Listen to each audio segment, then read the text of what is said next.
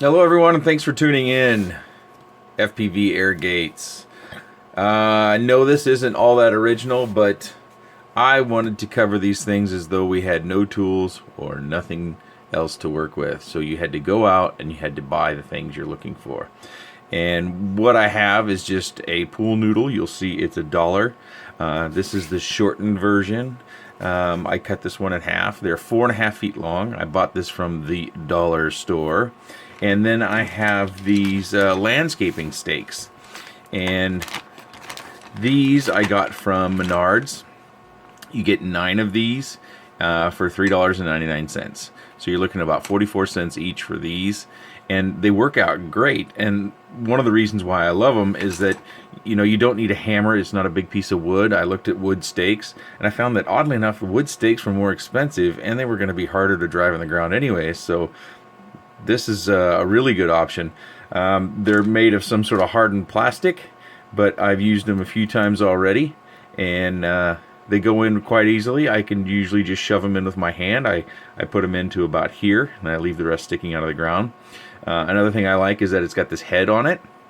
So when you have it inside and you've got a little bit of tension on this thing, that if you get some wind, it doesn't even hardly move. And I looked at PVC, and I've got some PVC laying around in the garage. But the problem with PVC is if you get much wind, PVC is slick and it tends to slide right out. And you have to buy the perfect size of PVC in order to get it to fit inside this hole. Whereas these, we know will fit. One thing I did discover when I was out shopping for the pool noodles is there's, oddly enough, a couple of different ones out there. There's really big ones. I had no idea. There's really big ones that are bigger than this. They're also, this is kind of, I guess you'd say, medium size. And then there's a size that's smaller where the hole on it is, boy, this is tough to get in the shot here. Let me see if I can manage this. The hole on this, you can see this fits in pretty well. There's plenty of slack. But the other ones, this just barely fit into. So even the smaller ones will work with these landscaping stakes. So I bought 4. And let's go outside and take a look. Alright, so here we got a couple little mini quads. Let me back out here. And you see this is a 2 pool noodle setup. And over there's the 1. So not only is double the size pretty dramatic, and then I've got a 250 quad here. And then a little 120 micro. Let's take them over to the other one and take a look there too.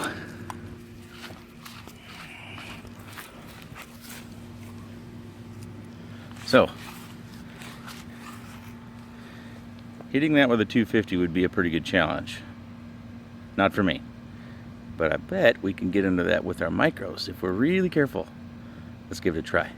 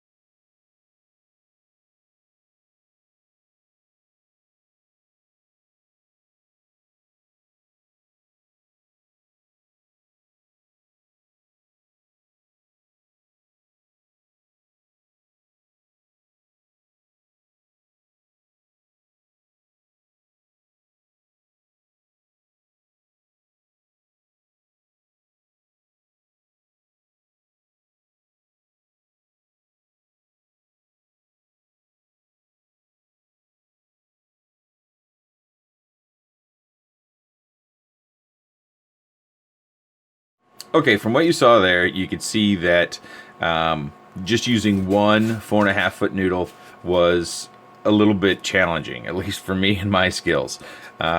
So what I did, and the reason why I cut one in half, was to make one that's a little bit bigger that's a little bit more reasonable to be able to hit at some sort of decent speed.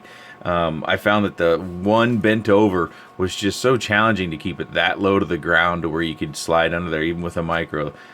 Maybe you guys can do it a little better than I can.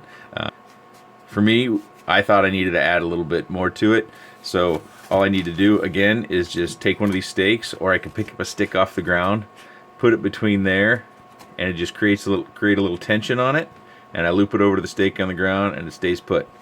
Let's take a look at that one now. So we go outside, and I'm showing you this beginning stage because look at how windy it has all of a sudden gotten. But I decided to go ahead and give it a try. Let's see if I can hit one or two of these gates.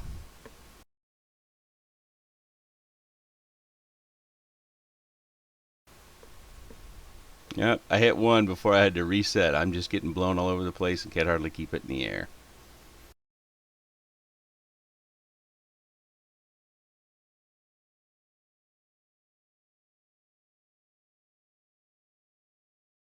Oh, hey, I made one. What I'm not showing you is all the times that I couldn't keep it in the air. I would crash, or I would clip the gate, or I would pass over it. All the misses that I had. But I do think that these gates with these sizes is pretty reasonable. I think with something around 120 to 150 millimeters will pass through a single noodle gate if you've got the appropriate skills, which is pretty challenging for me. And if you use a noodle and a half or 6.5 feet of gate, you'll be just fine. Well, there you have it. I do think that for me, the gate sizes I'm going to use is going to be one standard 4.5 foot noodle plus one 4.5 foot noodle chopped down. So we have 6 feet and 9 inches of noodle, and I do keep them up off the ground just a tiny bit. You really can't tell in the video, but you know, if I sink the landscaper stake into here about where you see the dirt, the noodle comes down on the bottom of it, you know, within a ½ inch to an inch. I don't think it makes that big a difference.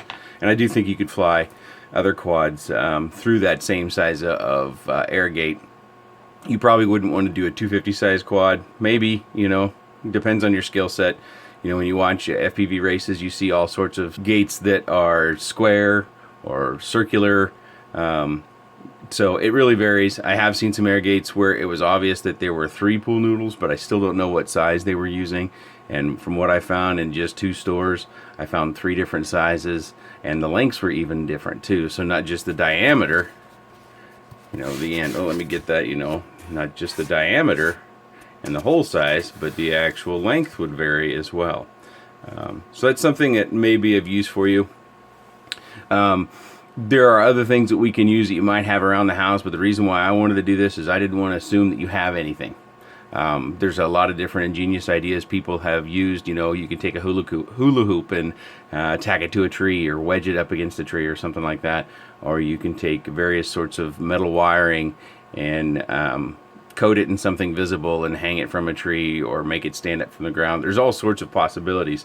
But what I wanted to do was something that you can get multiple gates, and you could do it for under 10 bucks. 10 bucks is kind of always something I shoot for these things, including my tools and parts. I even shoot for 10 bucks on parts a lot of times. If I get it for under 10 bucks, I think that's pretty reasonable, unless it's already been panned and the reviews is not being any good and a waste of time. So if you've seen my other videos, you know that I kind of fly in a pattern around the backyard, and I enjoy that quite a bit. I have a couple of trees that are nice and easy to fly through, kind of the Y in the one tree and the 2 trees that are kind of side by side, and the swing set and stuff like that. Through the experience of flying through air gates, I have a better understanding of what people who race like and why they race. It gives you a different element of flying, and it gives you more of that low profile flying where you're trying to get underneath something, and you can do this with park benches, and maybe that's just fine for you. But if you're looking for something else, you might look at spending 10 bucks, making yourself a couple of air gates. I found that I could put them up and put them down. You can see my path wasn't very well laid out there, but it doesn't take but maybe 2 or 3 minutes per air gate, just because you don't have a lot of pieces. And they stood up to that wind. That wind had to have been close to 40 to 50 miles an hour, and I didn't have any problems with them moving around. When I pulled them off and they were still kind of in that round shape, I just kind of bent them back the other way, and they are sitting in the corner here just straight up and down for the most part. So it's another thing that we can do to have fun with this hobby, and it doesn't cost us a lot of money. You do need some space. I'm very fortunate that I have a large backyard that allows me to fly these micro quads and have the space. But you could do this very simply at your local park, whether it's just an open field or a soccer field you fly when no one's using it. And these things won't cause any damage. So if they're okay with you flying your quad there, they surely would be okay with these very temporary air gates. If you have any questions or comments, leave those in the section down below. Thanks for watching, and subscribe for more videos.